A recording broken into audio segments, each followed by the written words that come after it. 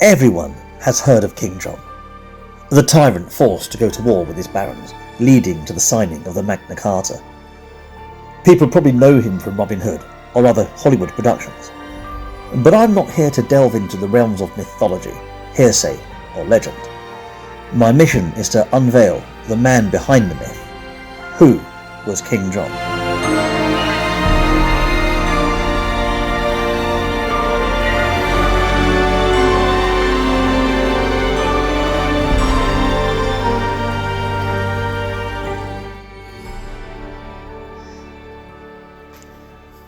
Hubert Walter, the Archbishop of Canterbury, is dead, having fallen ill of anthrax and passing away at the relatively young age of 45 on the 13th of July, 1205.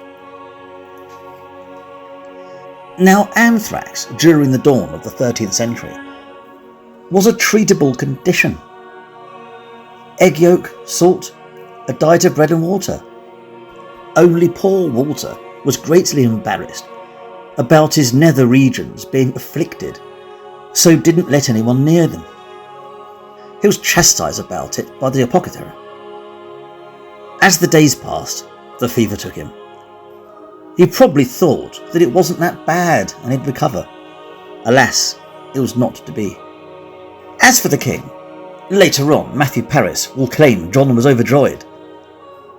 "Finally, I am king." No doubt he was overjoyed, as now he gets to dictate the next archbishop. Technically a job for the clergy, but the king still had his influences. Either way, John hastened to Canterbury and arrived there on the 15th of July, just 2 days later.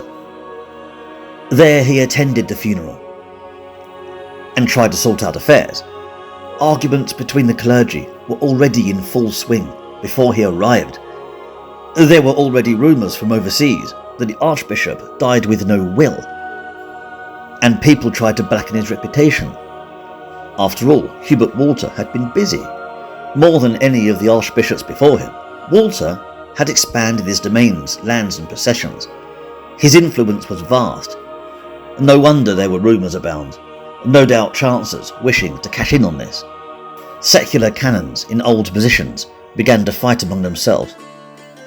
These secular canons didn't even wait for the body to go cold before they started bickering about everything under the sun, from who had what rights on what buildings, including St. Peter's in Wolverhampton, as well as who would be the next archbishop. They didn't care about the king's tradition to choose a candidate.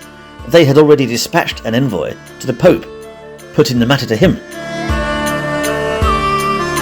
John remained there in Canterbury for 5 days, as frustrations boiled over. He wanted to make sure the next archbishop won't be troublesome, referring to the dismantling of the fleet and the army that was to retake the land in Normandy. But he has his work cut out for him, and he gets nowhere, having no choice but to delay all voting until November, awaiting the Pope's decision. John already had a man in mind, John de Grey, the Bishop of Norwich, but the clergy had already preempted this, hence the current predicament. Their own choice was already heading for Rome, putting forward his case. So when November came and things were not looking good for John, he used his leverage on the bishops to elect the Bishop of Norwich anyway. But John also needed a new chancellor. This was given to Norwich's nephew, Walter de Grey, who just happened to give the king 5,000 marks. What a coincidence. For a king who'd lost a lot of land, and land was the prime source of income, he'd need to find other means. Holding on to lands was a good trick. A nobleman dies, and the son hadn't reached majority. John would happily look after the domain, while farming all the coin from said domain. They even had to pay for the inheritance. The economy was in tatters. All kinds of offices were up for sale. Sure, John didn't start the trend. His brother did to pay for his crusade, but John was certainly not helping the matter. Even justice was up for sale. Justice wasn't blind. She came with 2 bags of coin and a smirk. Then, at the Christmas court, he would start the year anew. Even Marshall was back in the king's favour. Hopefully, 1206 would be free of calamity. So, once the new year begins, he made preparations to sort out the ongoing problem with William of Scotland. While in the north he made a tour, acquiring Knaresborough Castle in the process, by shockingly nasty means. Basically, Stuteville had died along with his son, so John increased the inheritance relief considerably. Let's just say the going rate is 100 marks. Now let's say Richard would frequently charge around 500 to £1,000. John charged 10,000 marks. Let that sink in. A crippling debt for poor Nicholas who inherited it. Then, the Pope dropped a bombshell. The matter with Grey and the Archbishop? No. The Pope, Innocent III, opposes this. John's plans were scuppered, and the head of the church himself, from all the way in the Vatican, would settle the matter himself. John would have to wait.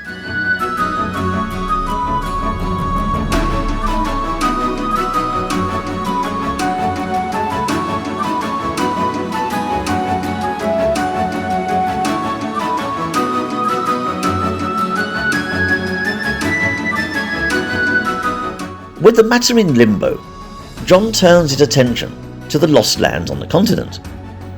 He knew he still had allies there. He was convinced all was not lost.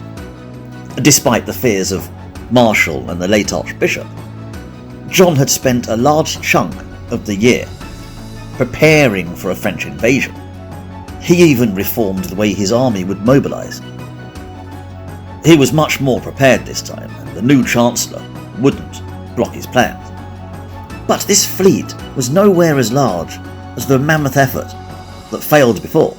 This was most probably only around 200 ships strong, and were assembled in May at Portsmouth. Men like Ranulph de Blondeville were put to task, with forests being told to provide for them. No doubt the chief forester, Hugh de Neville, being charged with the task. After all, Hugh was a good friend of the king. But while on the subject, I'll briefly mention forests, as they are not quite the same as forests we know now. Yes, they were big wooded affairs, but there's a bit more to it than that. You see, the aristocracy loved to hunt. But they didn't just hunt anywhere, no. They set aside vast wooded areas for the sport, a kind of reserve for the king, and any friends accompanying him, as well as packs of dogs. Deers, hares, boar, whatever went well on the banquet table, they hunted it. But only certain people had the rights to hunt in the royal forest, and unless you didn't want your eyes or testicles, you didn't breach this rule. Punishments were severe for poachers.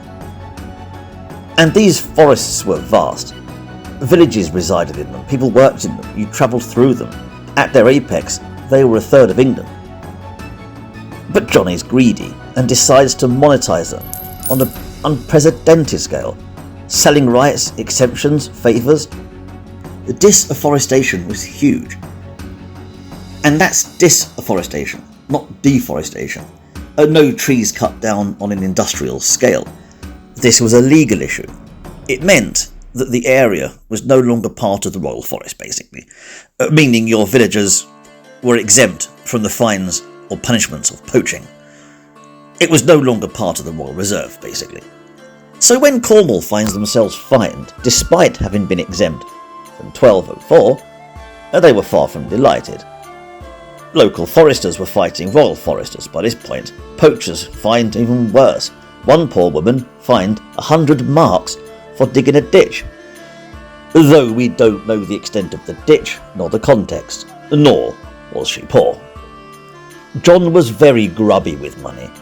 This is the John we are familiar with, as are the tantrums.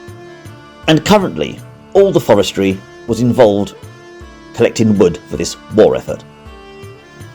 Leading this army were his most loyal magnates, William Marshall, William de Braose, William Longsby, and Roger de Lacy, who's now the Sheriff of Cumberland. and who'd only just recently fought the 6-month siege of Chateauguay. This time the fleet would set sail, and by June it had moved from Portsmouth to the Isle of Wight, before heading on its way to Aquitaine, landing in La Rochelle soon after.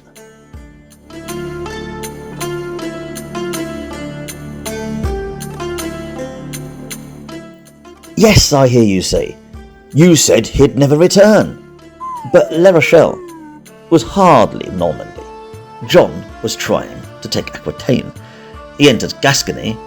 He's closer to Spain than Angers. Any further south is in Madrid, not Normandy. So I'm right, from a certain point of view.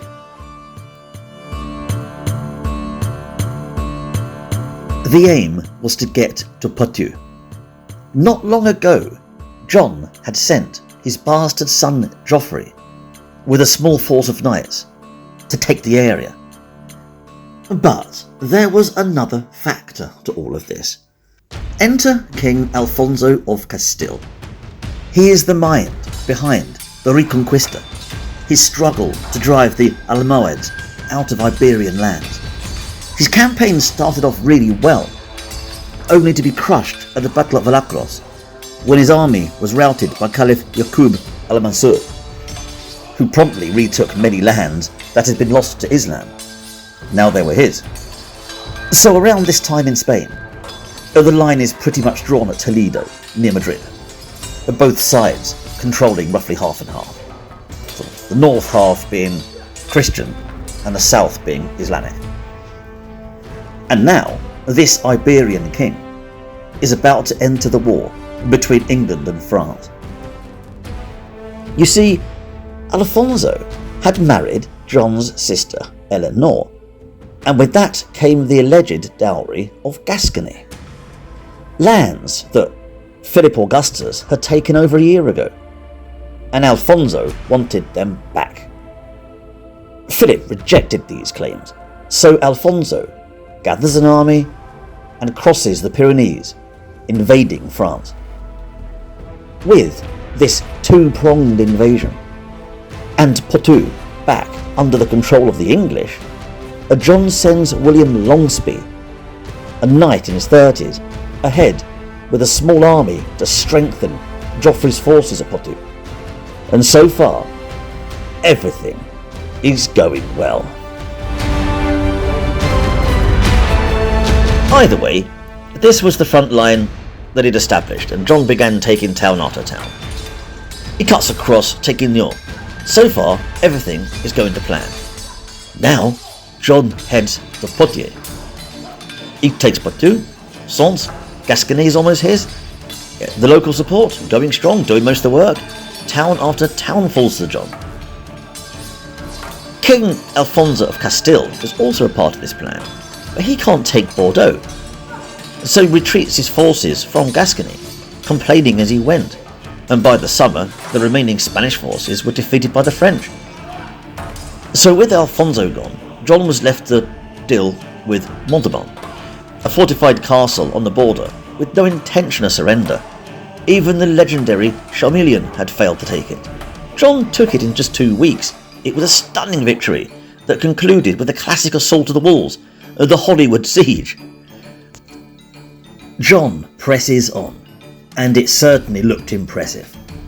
For several weeks he held court in Angers, where his mother Eleanor of Aquitaine once held sway. He even managed to get the Viscount of Thouars on his side, and press on. Soon he was at the Loire. Philip Augustus, King of France, was less than impressed. After all, not only did he have John nipping at his heels, his beloved mother, Adela of Champagne, passed away only in June. He wasn't in the mood. His vast army moved south, and John fled. Philip chases him all across the Pontevin border, but no more. Like in the US when the cops don't cross the state line. A feigned charge by a bear. Philip had John on the run, and needed not to press further. That was someone else's job. A 2-year truce was agreed. Nothing was pressed further. But John had gained, and still kept, quite a lot of French land. Like southern Poitou and Angoulême. The campaign had gained some ground, and given the forces available, it's actually quite a success. But return would be a strong word to use. By now it was winter, and the only thing John returned to was the shores of England, where at Christmas he had a magnificent feast. Everything was going well, Marshall was back in favour, even the situation with his wife Isabella was going well, it seems. Initially, they were not lovers. If anything, he treated her like the child she was, taking her on trips and hunts. Nothing of that kind. However, that had been some years ago, and she had grown up into quite a beautiful young woman. John visited her more and more, chained to her bed, as contemporaries put it. Although, unfortunately, there was still no heir. Oddly, John kept his new wife close to his ex-wife, now in her 40s. Though this was the Middle Ages, and what seems strange to us may not have been strange to people back then. The past is a foreign place. They did things differently there. And by this time, the older Isabella had moved out to live in Sherborne, and the younger Isabella, like I said, was grown up. And all the while, the country prayed for an heir. The other thing the country was missing was an Archbishop of Canterbury, and the Pope was still deliberating. Maybe the next year would deliver one? No sooner had 1207 begun, John was in Canterbury dealing with the clergy, most probably talking money, discussing matters at hand. From there, London, where he proposes a plan to take a tithe from the salary of every clergyman in the kingdom. The matter postponed. So next month everyone meets at Oxford. Here, the matter was final. In front of a multitude, all clergy and all ranks, the answer was a flat no. John had no choice but to relent. He wasn't going to receive a wiser counsel, let's put it that way.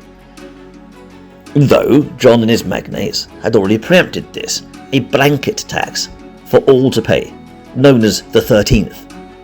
After all, the Saxons had the Geld, originally created to pay off Vikings, and it was still kept up right until prior to the Norman invasion. Henry II, John's father, had levied the Geld in 1262, highly controversial, and Richard had done similar for the Saladin tithe, not to mention the ransom. The problem was, despite what you have heard, taxation was seen as daylight robbery back in this day and age, especially when abused. These levies were for exceptional circumstances only, and John was getting a reputation for abusing it, and this new tax was really taking the piss, proverbially speaking. He tries justifying it as a kind of defence budget. Remarkably, the bill is passed, the rate being 1 shilling in every mark, a mark being 13 shillings 4 pence. The 13th. Controversial, but now legally binding. It even had its own justices to carry out this tax. People were slung in prisons, an odd punishment for this time, where fines or swift punishment was the norm. Even contradicting the amount charged was a no-no. Geoffrey, the Archbishop of York and the King's half-brother, disagreed with the tax and excommunicated the poor sods sent to recover the levy. So John seizes his lands. Before long, Geoffrey was in exile. He seeks the Pope for a pill. Innocent III, Pope and head of the Church, was close to making a decision on the Archbishop of Canterbury. 15 other Canterbury monks were also at the Vatican in Rome, as well as others in both opposition and support of John. The Pope sided with the clergy. Bugger is, they themselves still hadn't resolved the old argument they had on the choice of Archbishop. Sub-Prior Reginald was a good choice, or John de Grey. John's choice. The Pope, fed up with all this non-stop bickering, over a year now, had another solution. A cardinal, a scholar, an Englishman currently residing in Paris, impartial to the matter. The famous Stephen Langton, a man in red on a white horse. Naturally, the clergy sided with the Pope and backed Cardinal Langton. Naturally, the king had a hissy fit. Exceedingly enraged was how Roger of Wendover put it. Langton couldn't possibly be impartial, as he'd spent the last few years in Paris with the enemy. John sends the Pope an angry letter, reminding him of a few things. The king was supposed to have the say in electing the bishops. It was a tradition. The Pope had denied John that right. England contributed more to the church than anyone else in Europe, but John's words, not mine. He'd defend his rights to the death. John de Grey was Archbishop of Canterbury. He would break all connections with Rome if the Pope didn't comply.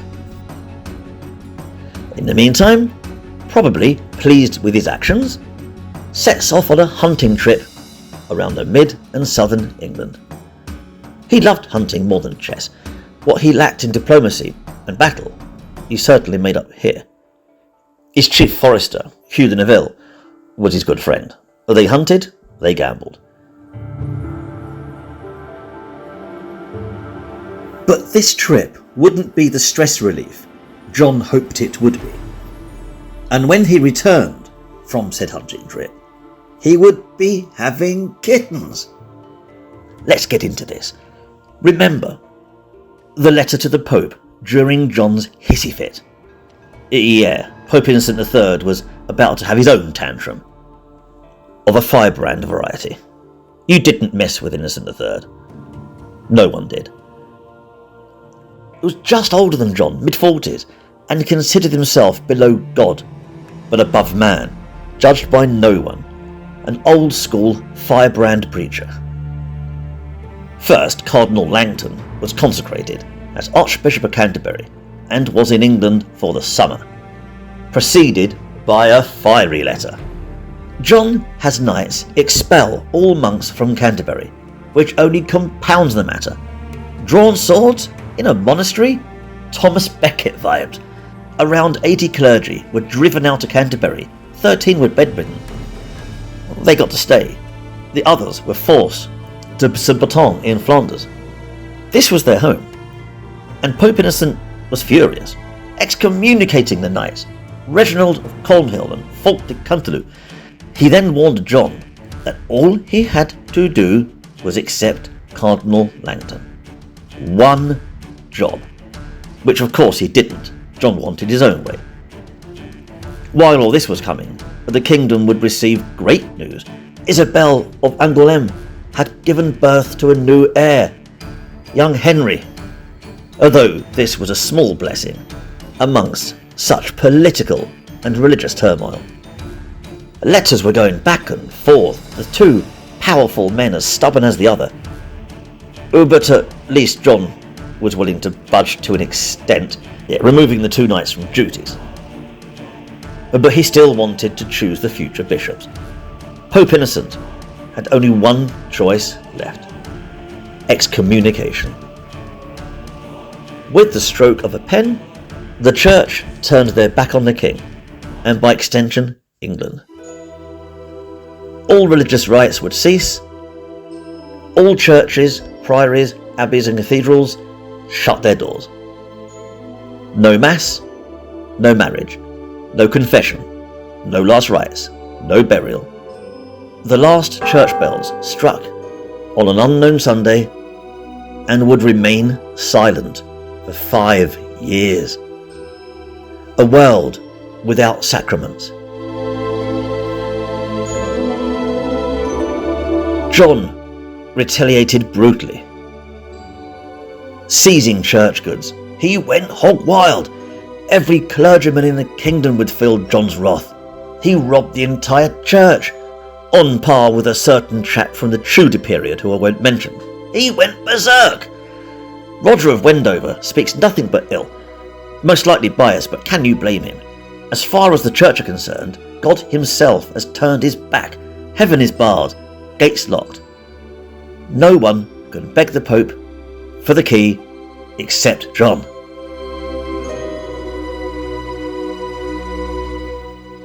Apparently, the king demands hostages, the sons of his magnates, to secure loyalty in these dark times.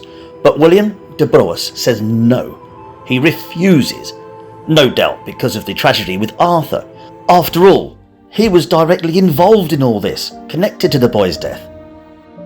Arthur died under William's watch, and, unlike Marshall, who seems to know what occurred that fateful night, but had the sense to keep quiet about it, omitting it even from his history long after John's death, this wasn't the case for William de Braose, and his wife Maud made no secret that she blamed the king himself for the boy's death. John? He's incandescent with rage. This, and several alleged moneys and debts owed, led John to seize his estates, forcing the now disgraced magnate to flee to Ireland, followed by the king's men in hot pursuit. How the mighty have fallen.